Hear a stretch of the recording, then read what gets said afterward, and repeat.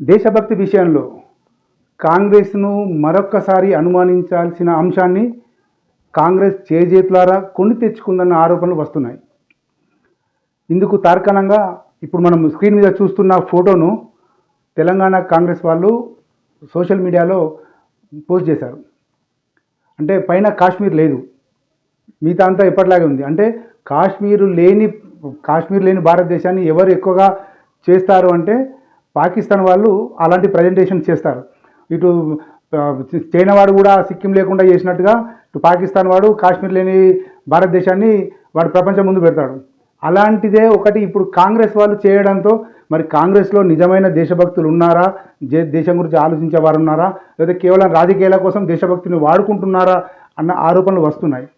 దీని మీద ఆ పార్టీ వివరణ ఇవ్వాల్సిన ఉందన్న అభిప్రాయం మటుకు చాలామంది చెబుతున్నారు. ఇక చూద్దాం ఏం జరుగుతుందో. జై శ్రీరామ్.